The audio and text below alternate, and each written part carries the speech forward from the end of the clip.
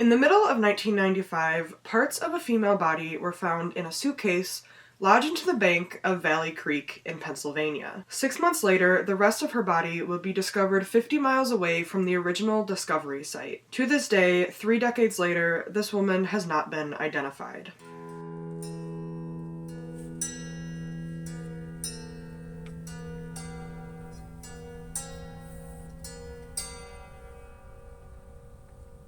Hi everyone, and welcome back to Vanished Memories, a channel dedicated to getting out lesser-known true crime and missing persons cases. Today is a little bit of a different case, but one that I thought was important to share, and a type of case that I think I will be covering a little bit more frequently on this channel. And this is a case of a Jane Doe, so an unidentified woman that was found in Pennsylvania in 1995, and though it's been 3 decades since her discovery, she still has not been identified. So you and I are going to go through this case very thoroughly, and what I mean by that is I did a lot of digging for this case. I actually started going through archived newspaper sites, and there's going to be some interesting, conflicting information that I'm going to present to you, so bear with me, try to follow along. I'm going to do this in the most comprehensive order that I can. Also, normally if you watch this channel, you'll know that often I go through theories or extra information that happened after the case, but today is going to be a little bit different. So I initially started researching this case with the intention of talking about another Jane Doe. So in this case, this Jane Doe will be called Valley Creek Doe, and the other case would be called Poquessing Creek Doe. They are very, very similar cases that took place only a month apart from each other. However, I decided that I'm going to actually break this up into 2 parts. So Poquessing Creek Doe is going to be next week's video, because otherwise there would just be way too much information, the video would be too long, and honestly I think it would get confusing. So if you're interested in learning about the case that I think could be related to this case, Valley Creek Doe, please subscribe to the channel. That Poquessing Creek Doe video will be coming out next Wednesday. Also, before I fully get into this case, I do just want to let you guys know I actually did start a case submission form, which will be linked in the description box. It's just a Google form that you can fill out. There's a few different types of information you can put in about cases that you might be interested in me covering. Remember, this channel is dedicated to lesser-known cases, so I likely will not be covering a very well-known case if you submit it, so just keep that in mind. But without further ado, let's get into the case of Valley Creek Doe, an unidentified woman who was found on July 11th of 1995 on the bank of Valley Creek in Chester County in Pennsylvania. The weather was forecasted to be sunny with some scattered thunderstorms throughout the outskirts of Philadelphia, Pennsylvania, on the day of Tuesday, July 11th, 1995. Taking advantage of the sparsely warm weather that day, a local fisherman would choose to go to Valley Creek in order to cast his line and attempt to catch some fish. He chose to do so near an area of Valley Creek that was located at the intersection of Valley Creek Road and Boot Road. Though Valley Creek itself is roughly between 11 to 12 miles long and actually a tributary of the Schuylkill River. Be aware of the fact that if you do choose to research this case separate from this video, you might come across the fact that sometimes this case is referred to as the Brandywine Creek case. From what I can tell, that's kind of a misconception because Brandywine Creek just happens to be a larger creek that kind of flows in the same area as Valley Creek, but for the rest of this case, I will be referring to it as the Valley Creek Jane Doe case because that's kind of what I was able to determine from my research. So it's not certain exactly how long the fisherman was there that day, but what we do know is that at approximately 1 p.m., he would walk along the bank of the river and find a very interesting looking suitcase. That suitcase was described to be travel-sized, maroon in color, and made out of leather green vinyl material. The suitcase also had 3 buckles on it and small wheels on the bottom in order to transport it. An early account from a man that was actually working in the area, so not the fisherman, a man named Michael Dower, had said that from what he could see, the suitcase actually was wrapped in saran wrap, though from what I can tell now, the suitcase is now referred to as being wrapped in wire, taped, and then wrapped in a garbage bag. So I'm not entirely sure why Michael had referred to this bag as being wrapped in saran wrap. I initially thought it could have been that the garbage bag used was a clear garbage bag, but from what I can tell now, the garbage bag that was used was either dark green or black. So again, I don't know why he referred to it as saran wrap. I'm going to chalk it up as maybe just him either seeing the tape on the suitcase or just being flustered after making that discovery. So be aware that initial reports in some places, newspapers specifically, say that the suitcase was wrapped in saran wrap, but again, from what I can find, a garbage bag is more accurate. Regardless, according to Michael, he had actually watched the fisherman cut into the suitcase, so I'm assuming maybe the fisherman had alerted to him the oddness of a suitcase being on the bank. And when the fisherman cut into the suitcase, he made a very gruesome discovery. And when discovering what was inside of this suitcase, the fisherman would immediately contact the local police. Now, when police would arrive, the fisherman would take him to the suitcase which he had opened. And from what he believed, it was a human body. And he was unfortunately right, but it wasn't a full human body. The body that was in there was the body of an unidentified female, and she was cut from the waist up. So her torso, arms, and head were in there, but her legs were not. The woman's body was wrapped in a bedsheet, then a plastic quilt bag, and then a quilt with a white background and blue, green, and black designs on it. This woman, unidentified, would be given the name Valley Creek Doe, or as I mentioned before, Brandywine Creek Doe, though again, this seems to be a misconception on where the body was located. Now, when police would take back the suitcase to examine it, they would find that not only were Jane Doe's remains inside, but they also found some clothing inside as well. So, clothing descriptions in a lot of the cases I cover are usually pretty easy to find and pretty consistent throughout sources, but in this case it was not, so I'm going to explain to you the different descriptions of the clothing that was found inside the suitcase. So, in most of the initial reportings on the shirt that was found inside the suitcase with Jane Doe, the shirt was initially reported to be light blue in color with a collar and copper buttons and made of a cotton material. However, if you look into the internet sources on this case, such as the NamUs database or the Doe Network database, you can see that now a lot of sites refer to this piece of clothing as being made out of a denim material. It also is described as, again, being light blue in color with a collar and copper buttons, but there's also an additional piece of information about it having approximately a 3-inch wide white strap across its front and back. NamUs is also the only database that I was able to find that states that the shirt also had vertical blue stripes within that white 3-inch stripe along the front and back, though I'm not sure how accurate that is, as again, that's the only source that I could find. However, NamUs is a database in which professional users only, like coroners or police officers, are able to add information, so I'd be inclined to believe that it did have vertical blue stripes. However, even though we seem to have a picture of the shirt, which I will be putting on screen now, it doesn't seem like there's vertical blue stripes, so I really don't know why they say that there is, but this picture is pretty bad quality, so kind of examine that as you will, but be aware that there's some differing reports on what it looks like, but we do have the picture at least, so that's good. However, again, I think it is a very interesting discrepancy for initial reports, like all initial reports, to say that the shirt was made out of cotton, and then now it's made out of denim, which are two very different materials. But again, denim seems to be more widely accepted. And also be aware of the fact that the shirt in some places is described as long sleeve, but as you can see from the picture, it doesn't really look like a long sleeve, though it kind of looks like the sleeves are scrunched up in the picture. So again, that's just my reporting on the shirt from what I can tell. I'm pretty sure that the most accurate description is a denim shirt with copper buttons, a collar, and that white 3-inch band. But you have the picture there, you can kind of decide what you think. I don't know if it's that important to the case, but I just wanted to talk about the discrepancies that I found in my research for just a second.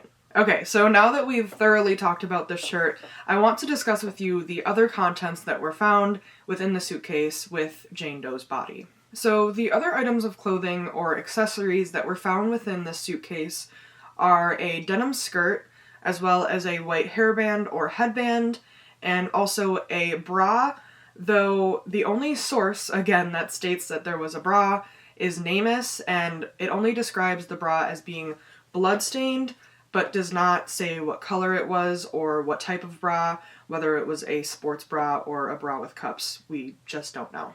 Also, another very interesting discrepancy in this case is whether Jane Doe, or Valley Creek Doe, was actually wearing the clothing described or was not. A lot of original reports on the case in the newspapers state that Jane Doe was wearing these items of clothing, but I think the reason for that is due to the fact that for the first few weeks of this case, actually, police declined to disclose the state of the body. So from what I'm understanding, a lot of media outlets seem to just assume that the body was fully intact and not dismembered. So likely they would have just assumed that she was dressed and was wearing the denim skirt that she was found with, as well as that top that she was found with. So that's really the most likely reason to me that I think that there's a discrepancy, but I do just want to go in why I think she was probably not wearing the clothing, save for maybe the bra that Namus mentions, and that's for two major reasons. In her Doe Network profile, it was actually stated that the victim's nude torso was found, so again, that implies that she was found nude without any clothing on. One of the other biggest reasons that I believe that she probably wasn't wearing the shirt is due to the fact that, again, I will put the picture up on screen now, but from what I can tell, it doesn't seem like the shirt was bloody, which you would anticipate if she had been dismembered while wearing it. You can see that there's some stains on the lapel areas and the collar area, but I can't tell if that's blood. Again, the picture is very bad quality. It's from the late 90s. And it doesn't seem that there's any blood towards the lower area where she would have been dismembered. You'd assume that if she was dismembered while wearing the shirt, there would be a lot of blood on, like, the bottom hem of the shirt, and there just isn't, at least from what we can tell from the photo provided. Also, another thing that I kind of just thought of is that in some reports, like initial reports of her condition and the case of Jane Doe in newspapers, they state that her shirt was found buttoned up, which, again, would be kind of weird if she was dismembered while wearing the shirt, but there was no blood on it, or if she was dismembered without wearing the shirt, that her killer would take the time to redress her and then also button the shirt up fully. There's like between 6 and 8 buttons, at least from what I can tell on the photo. So I just don't fully believe that it would make sense for her to have been wearing the shirt. I don't know if that's even that important, but I just wanted to mention it. So now that I've thoroughly discussed with you everything that was found in the suitcase, let's talk about the state of the area where the suitcase was found. So while I talk about this, I'm going to be putting a screen recording on screen right now of the street view, like the Google Street View of where she was found within Valley Creek. I'm using the exact coordinates that Namus lists as the location for the discovery of this person's body. So as far as I can tell, that is the most accurate. Also, be aware of the fact that I can only go back as far as August 2007, so a full 12 years after this case takes place. So the area probably looks a little bit different, but again, this seems to be pretty much the exact area or around pretty near to where Valley Creek Doe was found. So there actually wasn't much found in the way of evidence besides the discovery of the suitcase and of Valley Creek Doe's remains, but what was not found was actually more interesting, and that was that there was no sign of a struggle nearby, no weapons, no blood, nothing within the landscape to indicate to police that what had happened to Valley Creek Doe had taken place at the location of the discovery of her body. And of course, that does make sense considering the fact that as I show you the screen recording of what it looked like in that area, this was on a main road. You can see actually in the screen recording that the picture that was taken on Google Street View, there was actually a car in that picture. So it doesn't really make much sense for someone to have been able to kill this person while being out in a populated area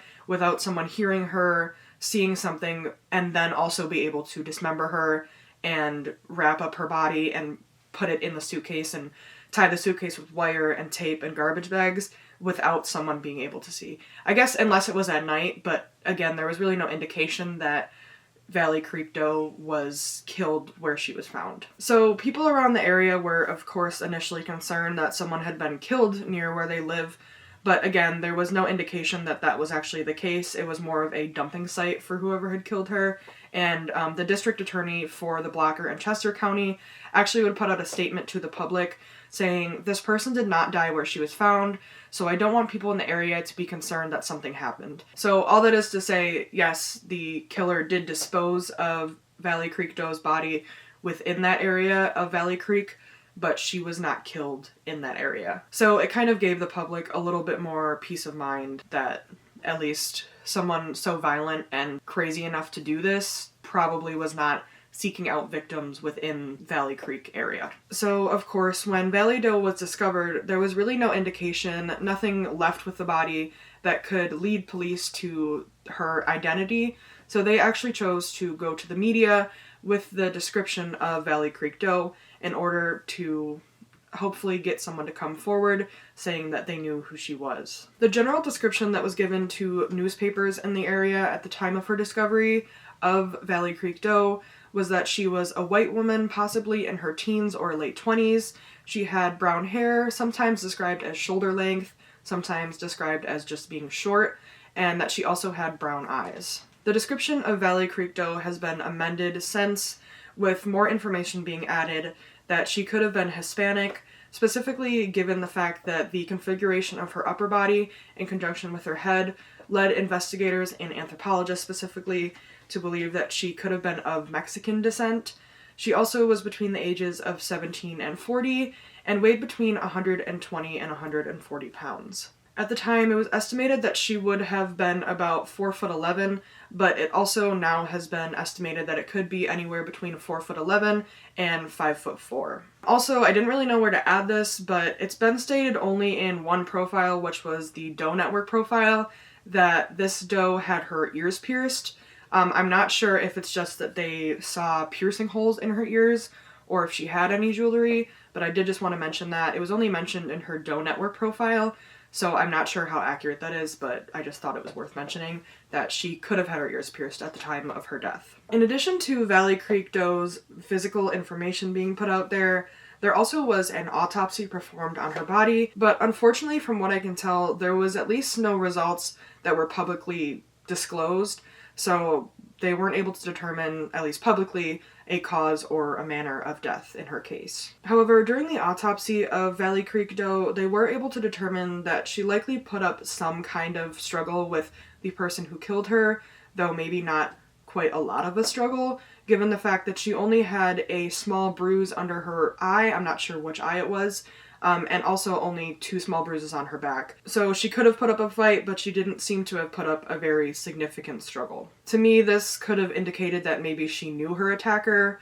or was kind of caught off guard with what was happening to her. We do know that during the autopsy, it was revealed that there was no significant sign of anything like strangulation, so no ligature marks or anything of that sort on her neck, and there also was no indication of sexual assault to her body. In addition to the autopsy being done, toxicology would be sent out on her body, so for her blood and other samples taken from her body, and it was able to determine that she did not have any drugs in her system at the time of her death, but it's likely that she could have had a few drinks before her death, as her blood alcohol content was consistent with having had between 1 and 2 drinks. However, I do just want to mention that it is pretty well known right now that blood alcohol content can actually increase after someone dies, so it actually could have been that she was sober at the time of her death, but given the fact that she was decomposing, and decomposition often comes with fermentation, which creates alcohol, it could have been that, again, she was sober,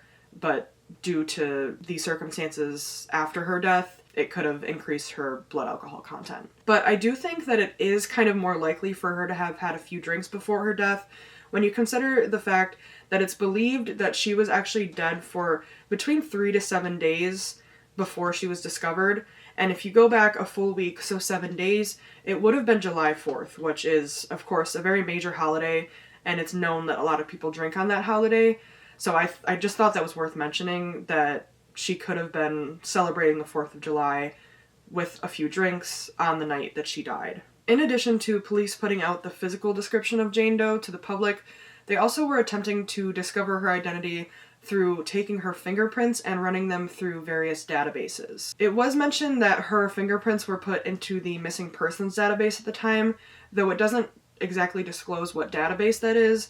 Though from my research, given the time period, I think that it's likely that it could have been the NCIC database or the National Crime Information Center, so I just wanted to point that out. Her prints were also given to AFIS, which is the Automated Fingerprint Identity System, and your prints would be in there if you either were arrested or charged with a crime, or if you had to go through like a background check process for a job and they fingerprinted you for that. However, even after entering her fingerprints into the system, police were unfortunately unable to get any hits on those fingerprints.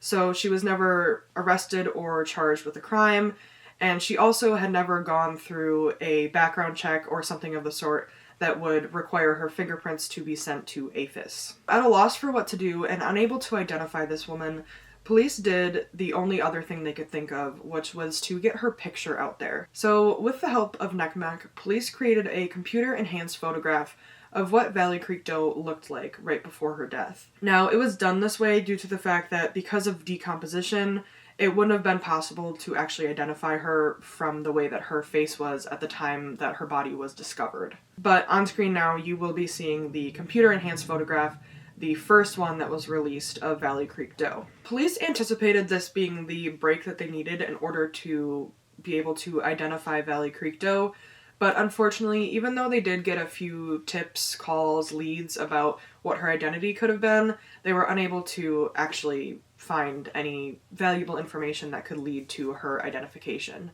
And so Valley Creek Doe remained a doe. So for a while, there really was no movement on Valley Creek Doe's case, but that would change 6 months later. The weather on Sunday, January 28th of 1996 was not very warm, with the temperature only being about 33 degrees, so right above freezing, but it was sunny, and a jogger decided to take advantage of that fact, given the fact that for the last few days prior it was pretty cold out. The unnamed jogger would decide to go for a run in Core Creek Park. We're not exactly sure how long the jogger had been in the park for, but sometime between 1:30 and 1:45 p.m., the jogger would make a gruesome discovery. That discovery would be the decomposing leg of a young woman. So now is the part where there's a little bit of conflicting information, but I'm going to do my best to explain to you what the reports were and what I think was most likely to have happened that day.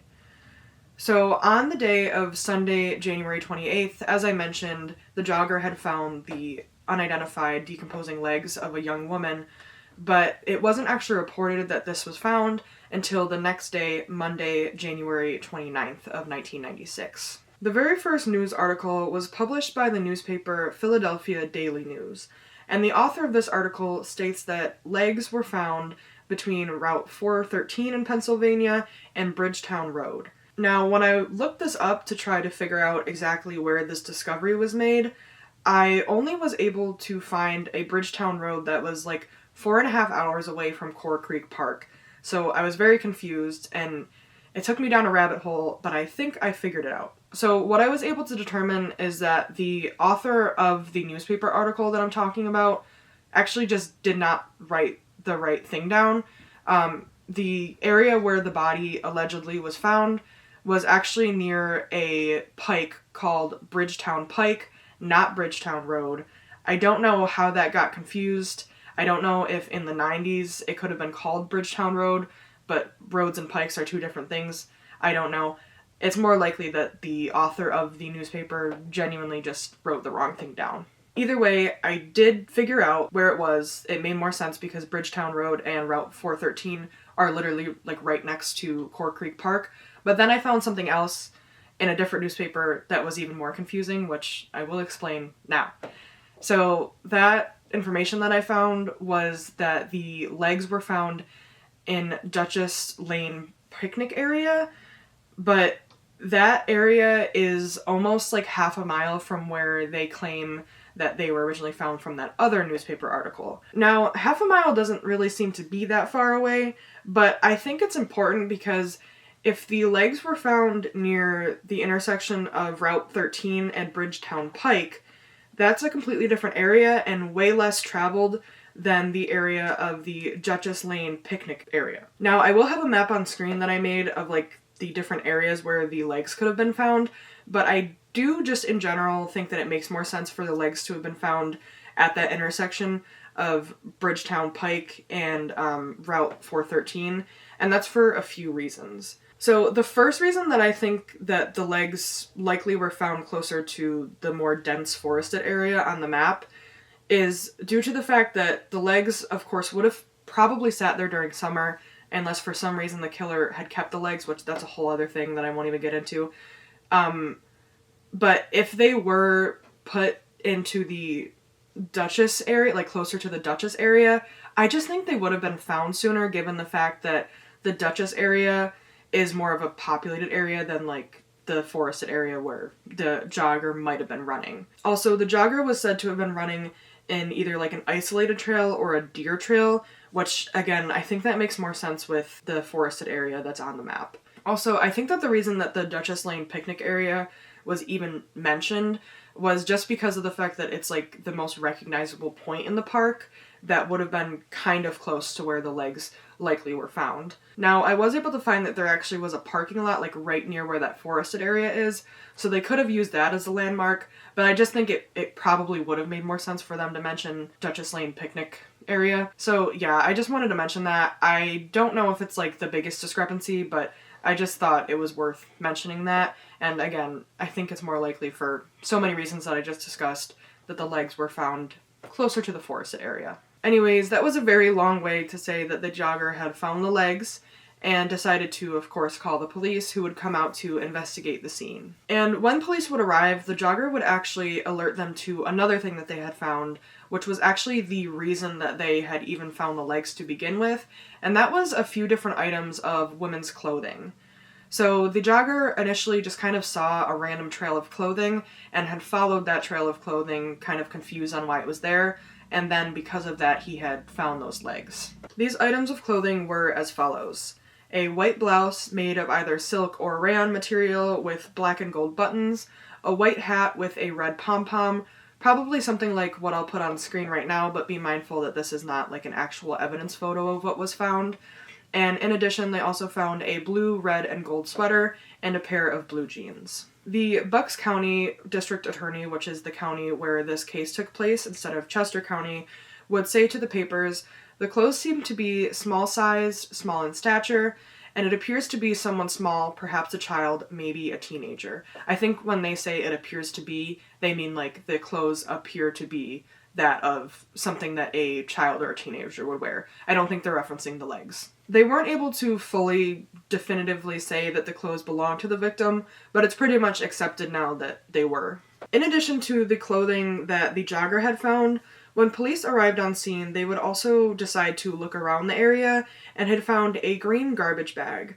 And that garbage bag was full with additional clothing, what was described to be ladies' formal, ladies' casual, and girls' casual clothing. One of the clothing items that was in that bag was described to be a size 10 sweater in the colors blue, black, and pink with Mickey Mouse and Minnie Mouse on it from the brand Jet Set. Now, I wasn't able to find like an evidence photo of this, but again, I was able to find something that I think was pretty similar from that same time period, so I'll put it up on screen now of what that item of clothing might have looked like.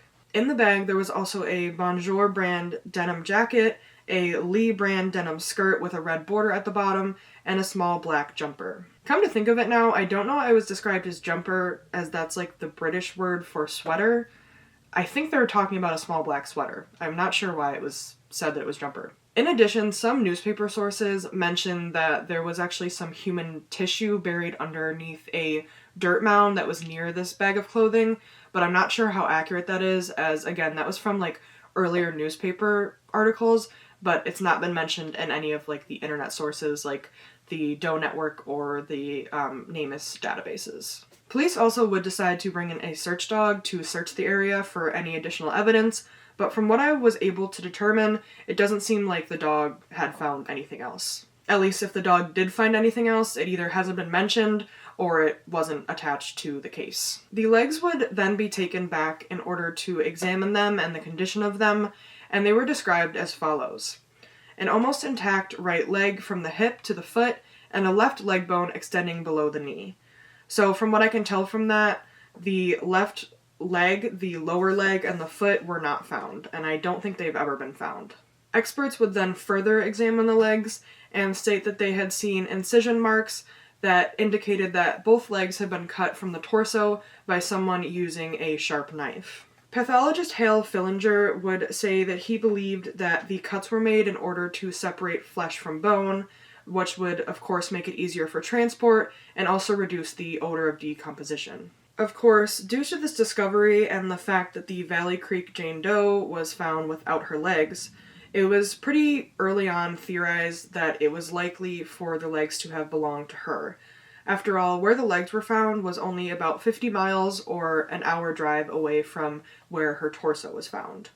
And soon it would be proven right that those legs did belong to Valley Creek Doe. Because of the likelihood of the body parts matching, police would opt to take the torso out of storage, which at the time was being kept in the Delaware State Medical Examiner's office, and transport it to a nearby hospital for a more thorough examination. At this point, forensic anthropologist Thomas Christ and forensic podiatrist Arthur Washburn were brought in order to examine both the legs and the torso. On the night of Monday, February 5th, Christ and Washburn would spend 2 hours comparing the remains.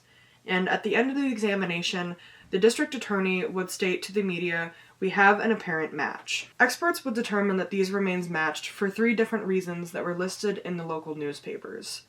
The right leg joint matches the hip socket, cut marks on the leg appear identical to those on the torso, seeming to be made by a small, sharp metal implement, and identical lesions were found on both remains. The district attorney would state to the media that the experts are about as positive as they can be at this juncture. They found no evidence that was inconsistent. The examination at the time of the remains had also concluded that both sets of remains were between the age of 25 to 30, between 4'11 and 5'4, and possibly of European ancestry. They also agreed that these remains were from a woman who had died about 6 months prior. Note that I do realize that in this instance, it's mentioned that her age could be only a 5-year range of 25 to 30 and not the aforementioned 17 to 40, but I believe that they kept it as 17 to 40 just to not exclude possible matches, since the age estimation isn't always an exact science. After the remains were identified positively as belonging to each other, it was said that bone marrow samples from both the torso and the legs of the victim were sent to a diagnostic lab in Maryland. It was also mentioned that clothing from the garbage bag found near the scene at Core Creek Park was sent to the Pennsylvania State Police Lab in order to examine for hair and fibers, and that the green garbage bag that the clothing was in was sent to an FBI lab in Washington. In addition, some of the newspapers mentioned that investigator Mark Healy, in collaboration with 2 unnamed investigators from Buck County, were actually attempting to create a profile of the suspect based on the geographical location of the remains and where they were dumped, and the mutilation that was done to Valley Creek Doe's body. But unfortunately, I was unable to find any further information about any testing that was done to the remains or any of the evidence at scene, and there was no suspect profile ever given to the media. So I'm not sure what happened with any of that. I'm assuming that maybe all of the testing came back inconclusive, or there was just no further evidence to be pulled from it, but I'm genuinely not sure. All internet sources right now don't even mention any testing ever taking place. I was only able to find that in like 2 newspaper articles. So again, I just wanted to mention it. Don't know why there's no follow-up on those, but it's pretty much accepted at this point that those legs that were found in Core Creek Park did belong to Valley Creek Doe. So after all of this, including testing that apparently went nowhere and a suspect profile that also apparently went nowhere, there was no movement in the case until a Pennsylvania Crime Stoppers release on Valley Creek Doe's case on December 19th of 1997. Okay guys, I spilled iced tea all over myself, so I'm in a black shirt now. Sorry. Anyways, as I was about to say, even though they did some DNA testing that apparently didn't come back, or at least wasn't released, and there was some type of suspect profile that also wasn't released. What was released, though, was Valley Creek Doe's case on Pennsylvania Crime Stoppers on December 29th of 1997, after really having gotten no movement otherwise. This release offered up to $1,000 for anyone who had any information that could lead to the arrest of Valley Creek Doe's killer or killers. But unfortunately, from what I could tell, there really was no information that was able to be garnered, at least nothing substantial, that could lead to any information on either Valley Creek Doe herself or her killer or killers. In the aftermath of this case, there has been a few different missing women who've been compared to Valley Creek Doe, though unfortunately they have been ruled out as being her. However, I will list these exclusions of Valley Creek Doe on screen now. Before I finish this case on Valley Creek Doe, though, I do just want to go over the description of her one more time, and during this time I will have the reconstruction photos of her on screen as well. Again, as a reminder, she was a white or Hispanic woman who was between 17 to 40 years old, with short brown hair around shoulder length, most likely at the time of her death, and she had brown eyes. She weighed between 120 and 140 pounds, and was between the heights of 4'11 and 5'4". It was also stated in one source, as I mentioned before, that her ears were pierced. I do just want to mention, though, here that there is some conflicting information on where police believe that Valley Creek Doe was from. I did actually find a newspaper article from the time when her reconstruction photo was put out into the media, where someone from the police department had mentioned that they believe that she was in fact from the area of Valley Creek, or probably from the county. But I actually saw that on the bottom of Valley Creek Doe's Doe Network profile, there was a sentence that said that police at this time do not believe that Valley Creek Doe was from the Philadelphia area, and it also mentions that they do not even believe that she's from the United States, most likely. So I'm not sure which one is more accurate. I really don't know if they right now believe that she is from the Philadelphia area or not, or even from the United States at all, but I just wanted to mention that here. Also, I do just want to mention, as I showed you the reconstruction images on screen, that I feel like they kind of look dissimilar to each other. Like the first initial photograph that I showed earlier, and the other one where she has long hair, to me they genuinely look like different people. I'm not sure if you guys have also kind of seen that, but I do want to mention that I'm aware that they look different, but that's what's on all of her profiles, and so that's kind of what we're working with. This concludes the case of Valley Creek Doe, an unidentified woman who was found on the bank of Valley Creek in Chester County, Pennsylvania on July 11th, 1995. Of course, 3 decades later, unfortunately, she has never been identified. But if you or anyone you know has any information that could lead to the positive identification of Jane Doe or her killer or killers, please reach out to the proper authorities.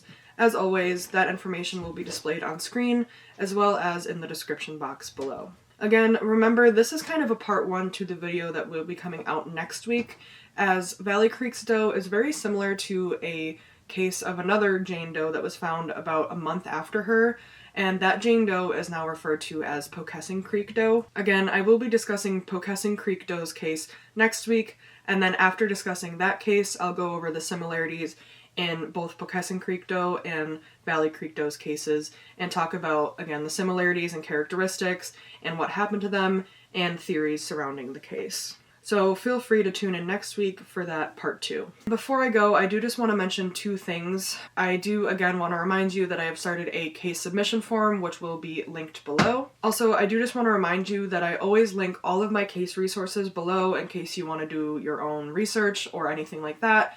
And this case, as I mentioned, I used a lot of archived newspapers that are paywalled. So if you are interested in the newspaper articles, I'm going to be linking a Google Doc that has screenshots of those articles, so you don't have to pay the money to access them. Again, thank you so much for listening to the case of Valley Creek Jane Doe. If you enjoyed learning about her case or found it educational, please don't hesitate to leave a like, comment, subscribe, or share this video. Again, my name is Brianna, and thank you so much for joining me on this episode of Vanished Memories. Bye!